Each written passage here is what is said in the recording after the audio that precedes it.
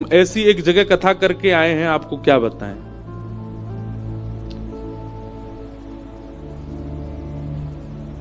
एक परिवार है, अब मैं जगह का नाम भी नहीं बोलूंगा, उनका नाम भी नहीं बताऊंगा, बस बता रहा हूं। इसी वर्ष की बात है, इसी साल की एक कथा हुई एक जगह निश्चित। तो हम वहां गए कथा करने। जैसे ही हम पहुंचे तो हमारे पंडित जी लोग सब आए। मैंने इनसे पूछी, मैंने कि वो कौन है कथा जो करा रहे हैं। तो एक आधा सा नेकर पहने, इतनी छोटी उसकी हाइट बेचारे की, वहीं खड़ा था। बोले ये है मुख्य यजमान। अब मैं उनको देख, मैंने आप मुख्य यजमान हो? बोले हाँ। मैंने बहुत बढ़िया भैया। मैंने कहा आप क्या करते हो? तो बोले महाराज जी हम कोई कार्य बताया उन्होंने अपना, वो करते हैं। मैंने कहा अच्छा चलो। जब उनकी व्यवस्था देखी हमने, तो ऐसे बड़े बड़े उद्योगपति भी व्यवस्था नहीं करते, नाक मुंह मोड़ते हैं, ये नहीं होगा, ये नहीं होगा, ऐसे नहीं होगा, ये होगा, हमारी तरह से होगा। महाराज जी को हमने बोला हम जैसे चाहेंगे वैसे बैठेंगे, जहां चाहेंगे वहां रहेंगे, हम जब बुलाएंगे तब आएंगे। सब लोग अपना अपना करते हैं, पर ऐसी उत्तम व्यवस्था। तो हमने संकोच में एक दिन उनसे पूछा, मैंने कहा आप एक बात बताओ, इतनी सुंदर व्यवस्था आपकी कैसे हुई?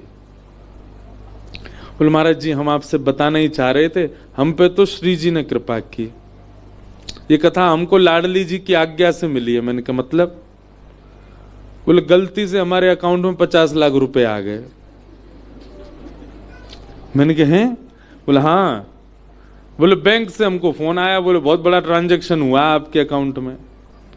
तो हम बैंक गए, बैंक वालों से जाके कहा भैया इतना बड़ा ट्रांजैक्शन आया, गलती से आ गया है, हमारा तो हो नहीं सकता, जिन्होंने भेजा है उनको आप कॉल करो। तो बोले कॉल किया महाराज जी, कोई वो था, कोई फाउंडेशन थी, कोई ट्रस्ट था।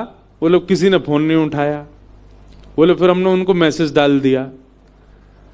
तो बैंक वालों ने कहा देखिए 15 दिन में अगर इनका रिप्लाई आ जाता है और ये लोग अगर अपना पैसा वापस लेने की करते हैं जिज्ञासा तो ठीक है, नहीं तो आप बताओ। बोले नहीं तो हम कथा कराएंगे भैया इससे, और क्या है। बोले महाराज जी 15 दिन तक हमने श्री राधा हे श्यामाजू हे किशोरी जी। मन में ये भी भाव था कि भाई गलत पैसा यूज नहीं करना है, वो व्यक्ति जिसका भी ये बेचारा ले ले वापस, लेकिन मन में हो रहा था हे श्यामाजू कथा तो हम करा लेंगे, लेकिन हमको ऐसी करानी कि पूरा शहर आवे, सबकी भोजन की व्यवस्था हो, सबका लंगर हो, सबका भंडारा हो, और हम महाराज जी कथा सुनते हैं, हम इनको पूरे इनकी मंडली आवे, सब आवे। हमारा इतना खर्चा नहीं, खर्चा व्यवस्थाओं का खूब है। तो बोले महाराज जी 15 दिन हो गए, कोई फोन कॉल। वो बैंक वाले बोले आपको तो बधाई है, अब इसका टैक्स वगैरह जमा करवा देना जो भी है।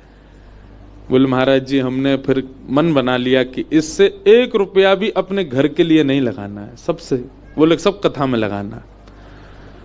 कथा कराई, ऐसी अद्भुत कथा। फिर एक दिन बोले महाराज जी हमारे घर चलो। मैंने कि चलो। जब मैं उनके घर गया, एक बहुत संपन्न व्यक्ति के यहाँ किराए पे एक कमरे में रहते हैं वो। तो जब मैं घर पे गया तो नीचे जो घर के लोग स्वागत कर रहे, मैंने कि आपके परिवार? नहीं महाराज जी ये हमारे मकान मालिक हैं, हम तो उनके यहाँ किराए पे रहते हैं।